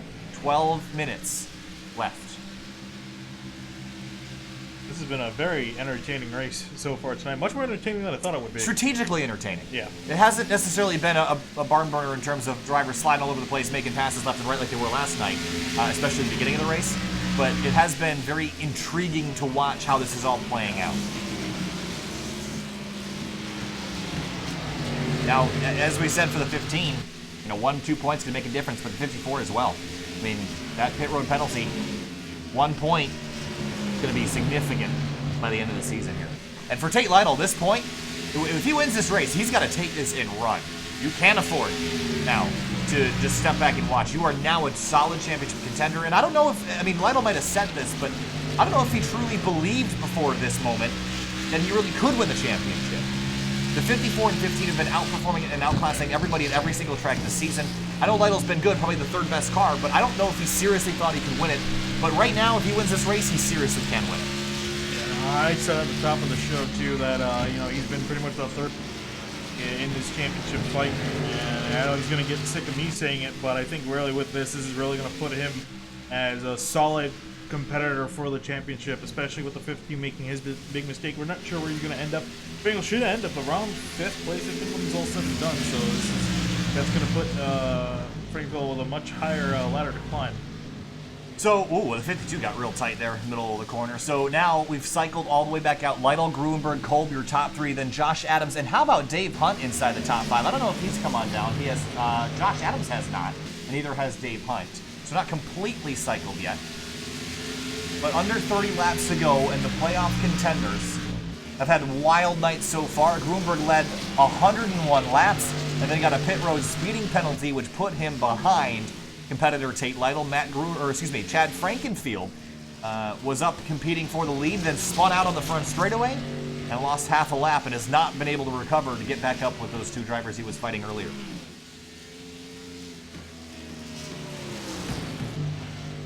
How will this cycle out? And I'm not so much concerned about the end of this race. It's about next week at Richmond and the week after that at Homestead. I mean, this championship is going to come down to the wire. Every race, every pass, every position, every penalty is either going to boost you to a championship or rip away your chances in the blink of an eye.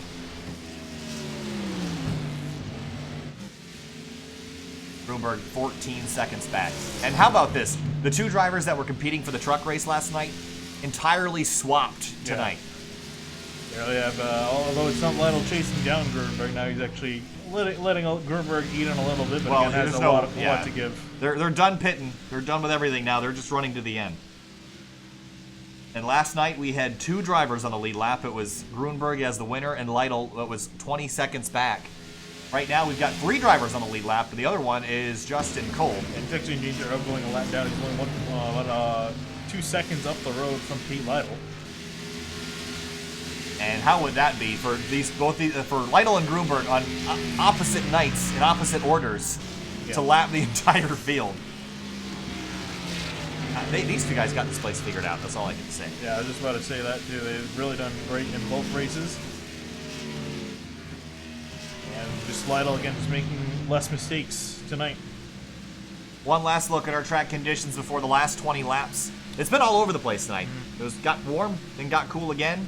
It's been sunny, it's been cloudy, but with just over 20 laps to go, the tables have turned, and Matt Grunberg is now chasing the 56 of Tate Lytle, who just outdrove the 54 in pit lane, and Grunberg tried to beat him in his own game and lost. Yeah, I just find it funny, though, you know, they say you can win and lose the race on pit road. That's usually referring to the actual pit stop but and pit crew, but it still matters on how you actually enter on pit road. And again, technically Lytle forcing Grunberg into an issue, trying to force Grunberg to keep up with him. Richard Lafferty in the 8 car just worked around Josh Adams for 4th, and the 8 car is actually running here. He's not on a strategy. This is where he's running, and this is a really strong run for him tonight. Yeah, and both these guys are about 6 seconds up the road from Chad Frankenfield.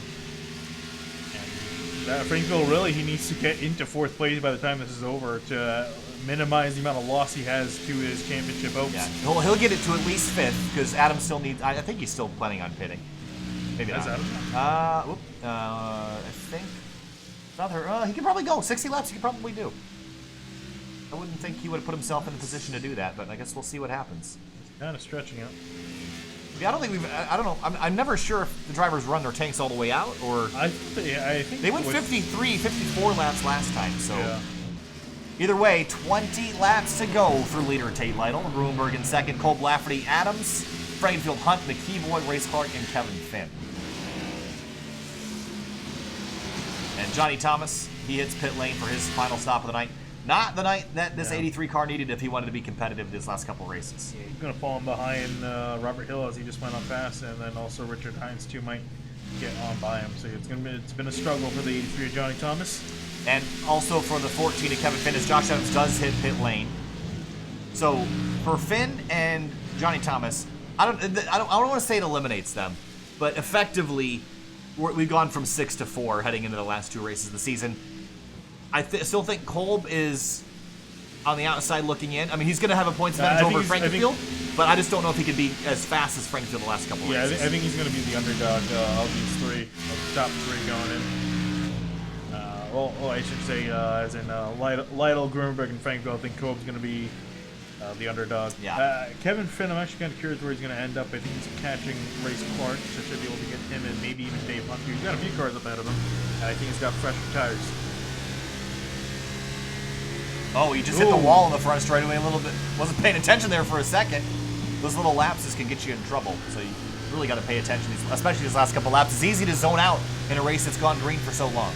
He's got Race Clark right ahead of him, then there's Dave Hunt and also Jordan McKee, so they're all within view there. All positions up for the takes. For the takes. It's for the takes. I'm having a lapse in my words. Rockingham gives and Rockingham takes. Giveth and taketh away. 15 to go. And Grunberg is running faster, but of course it's all for naught. It's not going to happen. He's going to need to get a 900 horsepower engine in there. Don't even know if that would help him at this point. 12.5 second lead is a pretty insurmountable difference to make up. Grace Clark trying to hold off Kevin Finn. Clark not in the playoffs, but has had some good running this season, just hasn't really got the finishes he deserves. Yeah. He has gotten into some trouble though, I think, in some of the tracks, but it's gotten into a few wrecks. But other than that, yeah, when he's running well, he's running pretty solid inside the top 10. Now he's got Johnny Thompson behind him. Thomas on fresh trying to get by, and also there's Dave Hunt. Yeah, Johnny Thomas is a lap down from these drivers. It's a bit of a battle. This could create a caution if these guys aren't careful, and that would certainly change everything if we were to get a yellow. And Lytle absolutely does not want to see that. He wants to see this go green all the way to the end. Easy victory for him if it does. And actually, Lytle's about to put Justin Cove a lap down. Yeah, praying for these drivers to behave, but Lytle, again, as you mentioned, closing in on that black and white Nintendo-sponsored 54. And if he were to do this, it'd be just like last night. Maybe not quite as dramatic, but Lytle and Grunberg last night lapped the entire field, albeit in a different order. Grunberg the leader last night. And it's just amazing how much better these guys are at distracting everybody else. And also that has helped too with the fact that both these leagues have been really green. I mean, one caution between two nights of racing. You guys are doing a really good job around here. Yeah, well, this racetrack, I think the drivers like this place. It's a driver's racetrack. You can make a difference here. Yeah, there's aero push, but you can. I mean, last night more than tonight, you could search around and find some grip. But it's just a fun track to drive. And this is, I mean, again, I'm a road course racer, so I feel differently about certain racetracks. But I always said that watching and driving by yourself at a road course is infinitely more entertaining than watching one car go around an oval. But this is kind of like that. Even by yourself, this track is more fun than driving a place like Kentucky. It's just more fun to drive. Yeah. No, 100%. I think this also this package too, I feel, has been better on the short tracks, in my opinion. At least in the iRacing service. I don't know about the real world. Yeah, it's probably hurt more than anything. But in iRacing, I can't say that it's helped the 1.5 mile racetracks. I can say road courses have been unchanged, plate tracks have been better, short tracks have been better, for sure.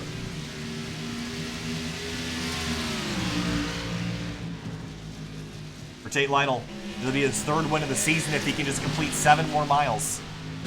Phoenix Raceway at the beginning of the season, then Darlington back a few weeks ago, and maybe getting hot at just the right time. There's the third place car, that's the 52, called right in front of the leader. Here they go, down to the inside, he'll get on through, a scary moment there. Yeah, I'm sure Lytle in his car was yelling at the 53, save it, save it, save it. Don't bring out a caution, yeah. He's so close to the finish line right now.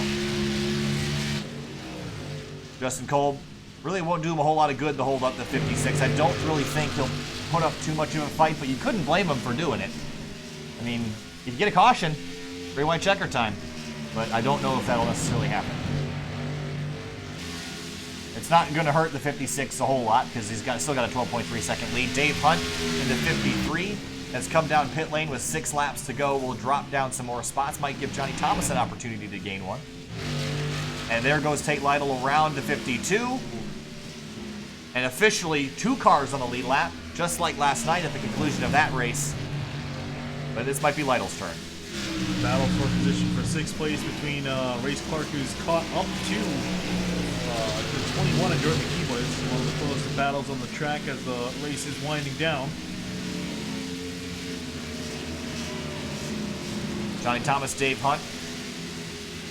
That was for position. And Justin Kolb now. Again, going to be in position. Thank you. Will be in position to win this championship if something goes wrong for Grunberg, Lytle, or Frankenfield. I don't think, like I said before, I don't think the 52 is the car to beat, but he's the dark horse, and if something goes on, that 52 could win. Yeah, again, doing what it needs to do, at least finishing right in behind those guys. 3rd place is not shabby at all. I think it's exactly what it needed for tonight. Here comes Race Clark to the inside of McKeeboy. This could be dangerous here. 2 laps to go for Tate Lytle. 23 seconds until he's safe from a late race caution, throwing away his shot to just take this race away. And Clark and McEvoy, nice clean pass. And for Tate Lytle coming through 3 and 4. What an important victory this would be. 1 mile left. White flag in the air for Tate Lytle. It's been a long season. The favorites all along have been the 15 and 54. And this year for Tate Lytle, 2 victories put him into playoffs. And he was just kind of there for a while, running quite well, but never a championship contender for the top spot.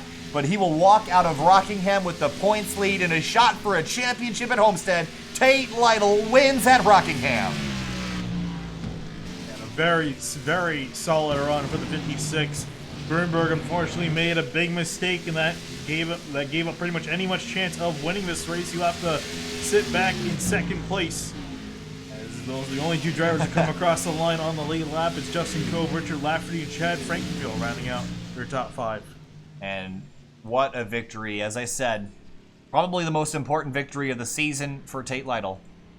And he's going to get to celebrate, and I'm sure he's going to celebrate a lot. Here comes the 8-car Richard Lafferty, giving him a congratulatory bump. To beat the 54 of Grunberg, and you know what? There's maybe a little bit of head games that happened here as well. I mean, remember when Tate Lytle charged Grunberg on entry to pit lane on the second to last pit stop and gained all that time? Grunberg tried to do the same back and wasn't able to do it. Tate Lytle, winner.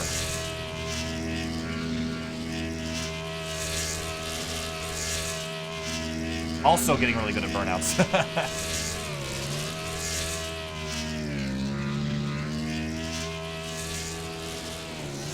Here's a look at your race results as the 56 celebrates.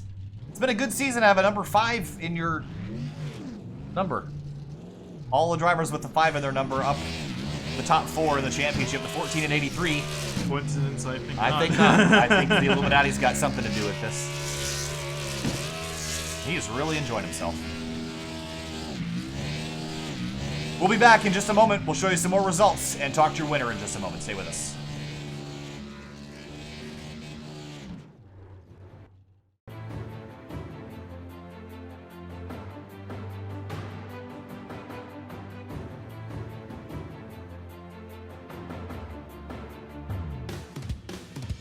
To get the best result, it's all about ambition, hard work, and doing the right things right. In 1982, 2 Dutch brothers invented an automatic way to time RC races. The system of the company, called AMB-IT, was quickly adopted by pro racing series like NASCAR and IndyCar. Automated timing for mass participation sport events was also invented in the Netherlands by Champion Chip in the early 90s, giving athletes a personal chip time of their performance. In 2008, the 2 companies joined forces, and MyLapse Sports Timing was born. We never stop innovating with state-of-the-art timing systems and digital services to enhance the event experience. With our X2 platform, we bring motorsports timing to a whole new level with 2-way communication. Our event app and photo video create the ultimate event experience for athletes and fans with live data and personal content like photos and videos. SpeedHive provides a pro-level racing experience for amateur and club events by analyzing personal data. We capture performances of over 20 million racers and athletes every year and use live data to spark emotions.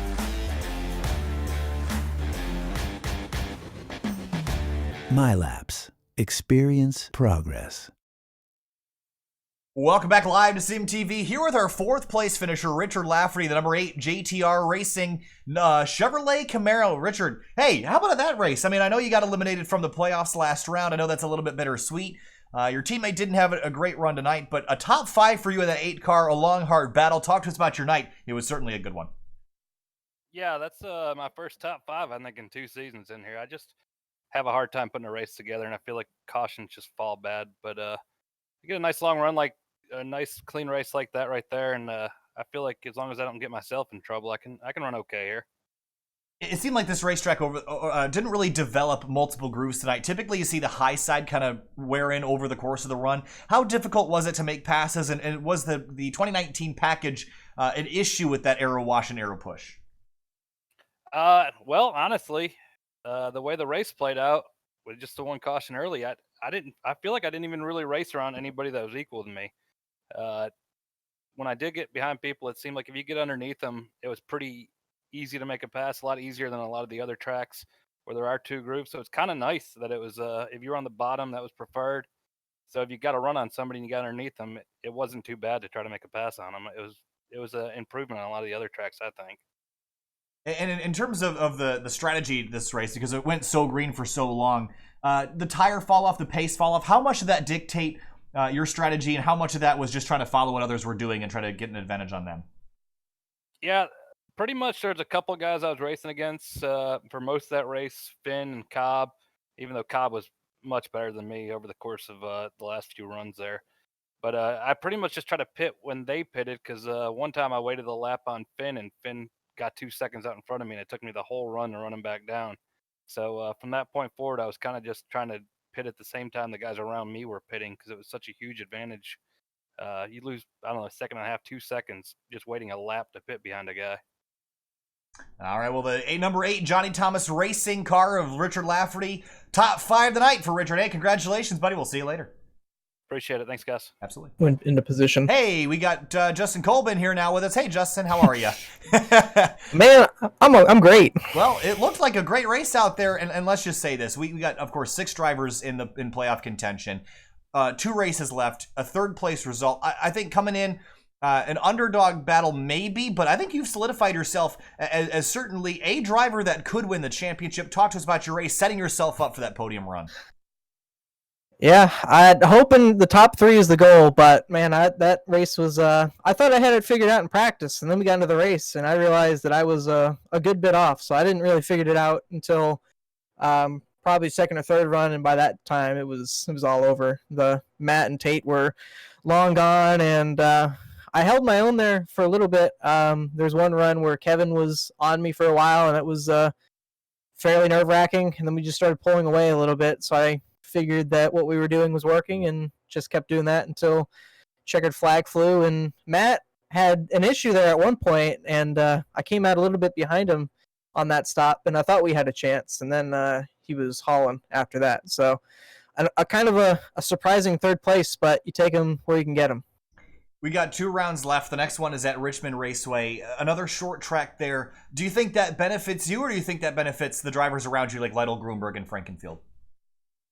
Well, they're good no matter where they go. But at Richmond, I feel like, is one of my better tracks. We'll have to see what happens once we get there. But if we can get past there with some sort of decent finish, I think Homestead is up for anyone's grabs. So I'm really looking forward to what we got in store here, these next final 2 races. Justin Kolb with the 52 comes home P3 and will be a championship contender pending the race next week at Richmond. Thanks, Justin, for talking to us. Congrats on another solid finish. Thank you, sir. Moving on now to 2nd place, Matt Grunberg. Penalty certainly puts you on the back foot there, Matt, but still a solid result. Your thoughts trying to chase down that 56 and keep him behind you for the first half of the race? Yeah, I just got stuck in lap traffic there. I don't know what happened to Chad, but he was pretty tough to pass there. Put him a lap down, and then I kind of lost a bit of my lead there, and then ended up sliding through the box, and then Tate got around me there, and I was going to try to short pit him, but there's cars behind me, so I couldn't really get away with it. He kind of read it and was able to pit at the same time I was, and then ended up getting caught by one of the scoring lines there, or timing lines in pit road. Went just a little too fast, which gave me a 15-second penalty, which I think is a little excessive for just barely going over. But yeah, I mean, it's definitely going to make it for an interesting championship here, since 3, or I guess 4 out of the top 5 was playoff drivers. So we head to Richmond Raceway next week, another short track. You seem like that's probably one of your better tracks, but also the 1.5 mile tracks have been good for you. Do you think next week that you're going to be the one to beat, or you're looking at Lytle or maybe Frankenfield as the driver you got to go out there and beat next week? I think we'll definitely be fast, but you never know.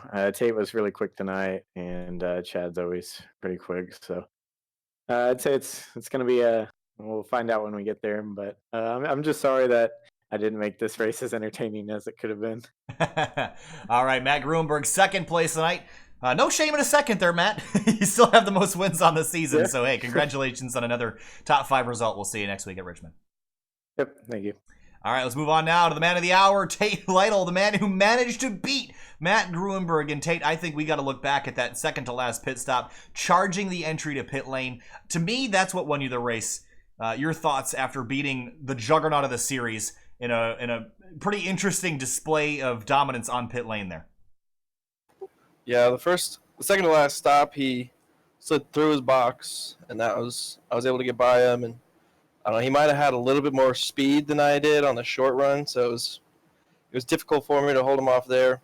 Once we got to like right where we pitted the last time, we could have gone probably another 15 laps on gas. That's when my car started to come in, and I was starting to pull him a little bit, and I waited till I had probably 4/10 on him just so I could have some room to get down into the pits, and he followed me in, and then I don't know, I looked down and he was in 8th, and I was like, what the hell happened to Matt? But I guess he sped, so he had to hold, and he kind of gifted it to us, but I don't know. The last 3 weeks haven't really gone my way, so I'll take him any way I can get him at this point. We head to Richmond next week and another short track coming up on the schedule. Do you think now, after this third win of the season, do you consider yourself the championship favorite or a championship favorite heading in there, or do you still think there's some work to do to beat the 54 and 15? I mean, obviously the weather might be different, but in the Elite Series, I felt like I had at least the 15 covered at Richmond. Obviously, a lot of things can happen, so nothing's a guarantee. But I like Richmond a lot. I feel like I ran pretty good there in the past. And Homestead, probably one of my favorite 1.5 miles. So, I mean, I don't know if I'm necessarily the favorite, but definitely throw me in the top 2 or 3 at this point. Tate Lytle victorious for the third time this season. Phoenix, Darlington, and now Rockingham. Tate Lytle, winner. Congratulations, buddy. We'll see you next week. Thanks, guys. Absolutely. Thanks, Hanshaw. All right. Tate Lytle, let's take one last look at your results here, Finney. And we did see Chad Frankenfield apologizing to the 56 and 54 for running hard. Part of the deal, though. I mean, the 15 did nothing wrong racing hard. I mean, he's a championship contender. Had something go not his way, you need to fight. And the 15 did that, totally fair game. Yeah, he didn't really do anything too egregious. No, he just ran his line. He did nothing wrong. Yeah, he didn't really throw any like crazy blocks. He was being a little bit aggressive, which again, like he pretty much had to do at points. I can't blame him. Didn't wreck him or do anything. And once they got on by, he kind of realized the battle was lost at that point. But yeah, did everything he needed to do. Unfortunately, that mistake is going to cost him. He's back in 5th. Even Justin Cove's ahead of him by 2 positions. So he's going to have to make up over the next 2 weeks. He's on the back foot. He's up against some really strong competition going through the next 2 rounds at Richmond and then Homestead. Richmond Raceway next week on Monday at 9:40 p.m. All sorts of stuff on Sim TV this week. I think, are we off for Fuel Indy on Thursday? That's the one thing I'm not sure about. I think we are too. Fuel Indy, what have we got? Fontana. No, we're at Kentucky. We are. Okay, Next week, we're off. All right, so here's the plan.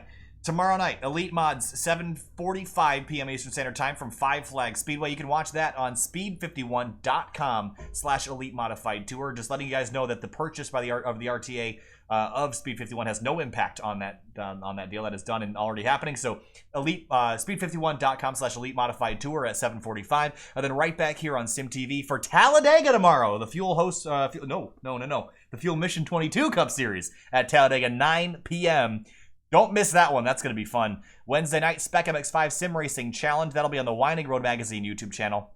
And then Thursday, we got the Fuel IndyCar Series from Kentucky this week. Another oval that should be fun to watch. Then Friday off. Saturday, Outsider Racing League returns. And this time, it will be Homestead in the middle of the season. That'll be a fun one to watch as well. That's going to do it for us tonight. Thanks so much for watching. We'll see you tomorrow, 7:45 for Elite Mods on speed51.com/Elite Modified Tour.